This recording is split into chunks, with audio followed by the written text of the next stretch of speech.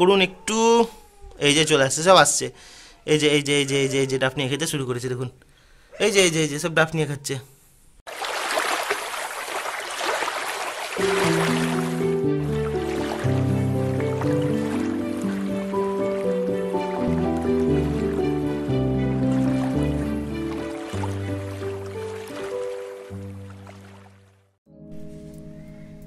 নমস্কার বন্ধুরা, রাহুল সোয়াল্টে আপনাদের স্বাগত জানাই। আজকে আমি আপনাদের দেখাতে চলেছি আমার যে গাপ্পি মাছুয়ের বাচ্চাগুলো হয়েছিল সেই বাচ্চাগুলোকে আমি খাওয়াবো ডাফনিয়া। তো ডাফনিয়াগুলো আপনাদের এখান থেকে দেখাবো, কালেক্ট করব, তারপর সেগুলোকে খাওয়াবো। আর একটা জিনিস যেটা সবথেকে ইম্পর্টেন্ট সেটা দেখাবো, সেটা হচ্ছে যে গাপ্পি মাছের বাচ্চাদের ফাস্ট গ্রোথ কত তাড়াতাড়ি মানে এরা বড় হচ্ছে আপনারা বিশ্বাস করতে পারবেন না। আজকে হলো 4 দিন এবং 4 দিনে এদের গ্রোথটা কীরকম হয়েছে সেটা আপনারা দেখবেন। চলুন, তার আগে এখান থেকে ডাফনিয়া কালেক্ট করব এবং আমার মাছগুলোকে খাওয়াবো।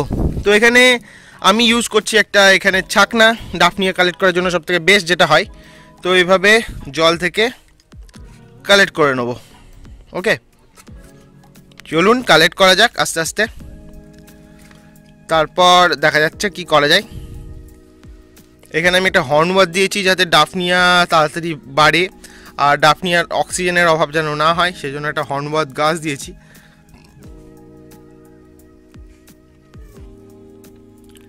হর্নওয়াথ দিলে একটা অসুবিধা, সেটা হচ্ছে যে এদের যে দেখুন দেখুন পাতাগুলো খুব তাড়াতাড়ি ছিঁড়ে যায়, তো সেটা একটা খুব বড় অসুবিধা হর্নওয়াথের। তো সেক্ষেত্রে আমরা কি করা উচিত আমাদের, সেটা হচ্ছে যে এরকমভাবে ছাঁকনি দিয়ে মাঝে মধ্যেই ছেঁকে নেওয়া উচিত, কারণ এই পাতাগুলো পড়ে জল নষ্ট হয়, খুব বেশি পরিমাণে জল নষ্ট হয়। সেজন্য আমাদের এই ছাঁকনি দিয়ে মাঝে মধ্যে ছেঁকে নেওয়াটা খুবই দরকার। এই দেখুন সাথে ডাফনিয়া উঠে যাচ্ছে, তো ডাফনিয়া হয়ে যাচ্ছে, ছাঁকনি দিয়ে পরিষ্কার করা হয়ে যাচ্ছে। তো যথেষ্ট পরিমাণে ডাফনিয়া আমি এখানে কালেক্ট করে নিয়েছি। তো সেটা আপনাদের ভিতরে গিয়ে দেখাবো, কারণ এখানে চরম রোদ, আমি রোদে বেশিক্ষণ দাঁড়াতে পারছি না। তো আপনাদের আপাতত এখানে একটু দেখিয়ে দিই, তারপরে ভিতরে গিয়ে চলুন দেখাচ্ছি। আমি চলে এসেছি ভিতরে, আমার 2 সেট আপ, এখানে আছে অ্যাডাল্টরা আর এখানে আছে বাচ্চাগুলো। ওর পর যখন আপনারা দেখেছিলেন ফার্স্ট ব্রিডিং, তারপর আরও 2টো সেটের বাচ্চা হয়েছিল এবং 2টো সেট মিলিয়ে আমার কাছে প্রায় 140টা মতো বাচ্চা ছিল, তার মধ্যে 2টো বাচ্চা মারা গেছিলো। তো এখন আমার কাছে 138টা বাচ্চা আছে, যেগুলো সবগুলো এখানে নেই। এখানে মোটামুটি 70টা মতো বাচ্চা আছে, বাকিগুলো আছে আরও একটা জায়গায়, যেটা আপনারা অলরেডি একটু দূরে গিয়ে দেখেছেন। আপনাদের দেখায়, ওই যে দেখছেন এখানে দেখুন একটা বড় মতো ওখানটার মধ্যে আছে, যেটা আপনারা দেখলেন। ওকে, এবার যেটা দেখাবো সেটা হচ্ছে যে ডাফনিয়াগুলোকে এখান থেকে ডাফনিয়া কালেক্ট করেছি। আপনাদের আগেই বললাম হর্নওয়াথ যত ভালো তত খারাপ। এই দেখুন, এই যে দেখুন এই যে কত নোংরা। ওকে, তো এখানে দেখুন ডাফনিয়াগুলোকে আপনাদের একটু ভালো করে জুম করে দেখাই।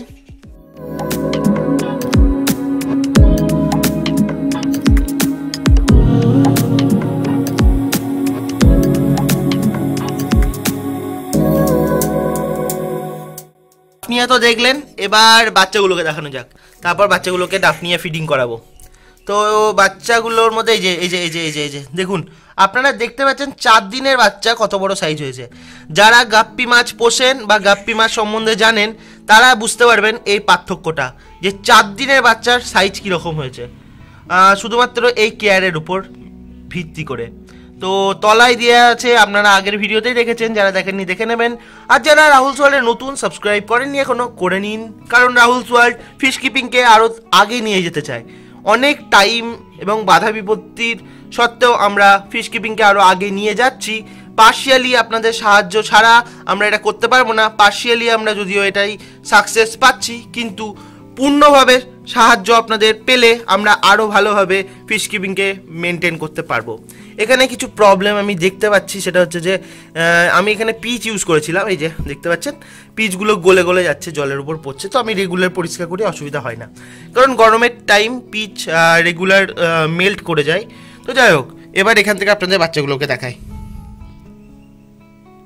তো বাচ্চাগুলোকে দেখতে পাচ্ছেন যথেষ্ট বড় হয়েছে। এখানেও আমি সেই গাছ হর্নওয়াথ ইউজ করেছি। হর্নওয়াথ আমার এখানে খুব ইজিলি অ্যাভেলেবেল এবং ব্রিডিংয়ের জন্য খুব ভালো একটা গাছ। আপনারা এই ছবিটা দেখুন, এই ছবিতে আমি হর্নওয়াথ কালেক্ট করে একটা ছবি জাস্ট তুলেছিলাম, যেটা আপনারা এখন দেখতে পাচ্ছেন। তো যাই হোক, এখানে আপনারা দেখুন বাচ্চাগুলোকে। আর আমি এখানে কিছুদিন আগে বেটা ব্রিডিংও করেছি, যে বাচ্চাগুলোকে অলরেডি আমার গিভঅ্যাওয়ে করা হয়ে গেছে। ফ্রিতে গিভঅ্যাওয়ে করেছি, গিভঅ্যাওয়ে মানে ফ্রি হয় তাই বলে দিচ্ছি। অনেকে বলবেন যে টাকার জন্য বিক্রি করে দিয়েছেন, আমাকে দিতে পারতেন। ফ্রিতেই করে দিয়েছি কারণ আমার এখন টাইম নেই, তো তার জন্য এই যে এটাকে দেখছেন, এটা হচ্ছে একটা ল্যাম্পের যে কাঁচ, আগেকার খুব ইউজ হতো, এটাকে আমি ব্যবহার করেছি। 12 টাকা দাম নিয়েছে এটাকে অ্যাকচুয়ালি ব্রিডিংয়ের জন্য ব্যবহার করেছিলাম। জলটা একটু রিডিউস করে, এর মধ্যে ফিমেলটা ছিল আসলে। এবার চলুন ডাফনিয়াগুলোকে খাওয়ানো যাক। তো ডাফনিয়াগুলো, এই যে ডাফনিয়া, এবার এখান থেকে ডাফনিয়াগুলোকে খাওয়ানোর আগে যেটা আমি করবো সেটা হচ্ছে এই যে নোংরাগুলোকে, যেগুলো আগেই বললাম, একটু পরিষ্কার করে নেওয়া উচিত। তো এক এক করে এই একটা এখানে কিছু একটা ওই নিমের যে ফলগুলো হয় না, ওগুলো দেখুন পড়ে আছে, তো এইগুলোকে একটু পরিষ্কার করে নেবো। ঠিক আছে, এই যে হলো, যতটা হলো, না হলো থাক, অসুবিধা নেই। এবার এখানে আমি ডাফনিয়াগুলোকে আস্তে করে ছেড়ে দিলাম, ব্যাস। একটু ধুয়ে নিয়ে যদি কিছু লেগে টেগে থাকে, তো যাই হোক, ধুয়ে নিলাম, ছেড়ে দিলাম। এবার দেখুন এখানে বাচ্চাগুলো আসবে, দেখুন, ওয়েট করুন একটু। এই যে চলে আসছে, সব আসছে। এই যে ডাফনিয়া খেতে শুরু করেছে, দেখুন, এই যে সব ডাফনিয়া খাচ্ছে। আপনাদের ফোকাসের ইস্যু হতে পারে, আমি একটু ফোকাসটা করি ঠিকঠাক করে। হ্যাঁ, এই যে দেখুন আপনারা, বাচ্চাগুলো সব এখানে এসে ডাফনিয়া খাচ্ছে, ধরে ডাফনিয়া খাচ্ছে। তো আপনারা এইভাবেই রাখুন, এইভাবেই মেনটেন করুন, আপনাদের মাছের বাচ্চা খুব তাড়াতাড়ি বড় হবে। এটা শুধু মলি বা গাপ্পির জন্য নয়, এখানে শুধু, যদিও এখানে গাপ্পি আছে, এটা আপনি যে কোনো লাইভ বেয়ারার ফিশকে এইরকমভাবেই রাখলে তাদের গ্রোথ এইরকমই ফাস্ট হবে। তো আমি স্পেশাল কিছু করিনি, যে জন্য অনেকে বলেন যে দাদা তুই স্পেশাল কিছু করো যার জন্য তোমার মাছ বড় হয়, আমার মাছ কিন্তু সেম টাইমে ব্রিডিং করায়, সেম টাইমেই তোমার মাছের বাচ্চা আর আমার মাছের বাচ্চা একই বয়স হয়, কিন্তু তোমার বাচ্চাগুলোর বেশি বড় হয়ে যায় তাড়াতাড়ি, আমারগুলো হয় না। তো আমি কোনো ম্যাজিক তো করি না, আমি যা করি সেটা হচ্ছে যে ওদেরকে তাদের নিজস্ব ঘর দেওয়ার চেষ্টা করি, অর্থাৎ তাদেরকে তাদের নিজস্ব প্রকৃতি, তাদের নিজস্ব এনভায়রনমেন্ট দেওয়ার চেষ্টা করি। তো তাতে কি হয়, যখনই আপনি এমন একটা কমফোর্টেবল জায়গায় থাকবেন, সেখানে আপনার গ্রোথ, আপনার বৃদ্ধি কিন্তু অনেক বেশি হবে। আপনি যদি একটা গুমোট ঘরের মধ্যে বসে থাকেন, সেখানে কিন্তু আপনার গ্রোথ বা বৃদ্ধি হবে না। তো সেই জিনিসটা আমি এখানে মাছেদের জন্য অ্যাপ্লাই করি। আপনারা জানেন যে মানে এদের যে এনভায়রনমেন্ট, নেচার, প্রকৃতি সব কিছু করে রেখেছে। এবার এই প্রকৃতিকে যদি আমরা ঠিকঠাক মতো আমাদের মতো করে আমরা প্রকৃতিকে নষ্ট না করে আমরা তাদের কাজে লাগাতে পারি, তাহলে প্রকৃতি কিন্তু আমাদের সব কিছু দিয়ে দেয়। কিন্তু আমরা যেটা করি সেটা হচ্ছে প্রকৃতির বিরুদ্ধে গিয়ে আমরা কাজ করি, সেজন্য আমাদের উপর এত খারাপ জিনিস হয়। তো বাচ্চাগুলোকে আরেকবার দেখাবো। তো এখানে দেখুন অলমোস্ট অনেকগুলো বাচ্চা এসছে, সবাই হয়তো আসেনি, কারণ কিন্তু আসছে, অনেকেই আসছে, কারণ ডাফনিয়া এরা যেহেতু মুভমেন্ট করতে পারে, এরা দেখুন একসাথে সব জায়গায় নেই, ঘুরে ঘুরে দৌড়ে খাচ্ছে। কারণ ডাফনিয়া আমি দিয়েছি তো এই জায়গাটায়, কিন্তু ডাফনিয়াও তো মুভমেন্ট করে, তাই না? তো ডাফনিয়া কি হয়েছে, মুভমেন্ট করে বিভিন্ন জায়গায় ছড়িয়ে ছিটিয়ে যাচ্ছে, যেহেতু ওদেরকে অ্যাটাক করতে আসছে, কেউ ধরে খেতে আসছে, তো ওরাও পালানোর চেষ্টা করবে।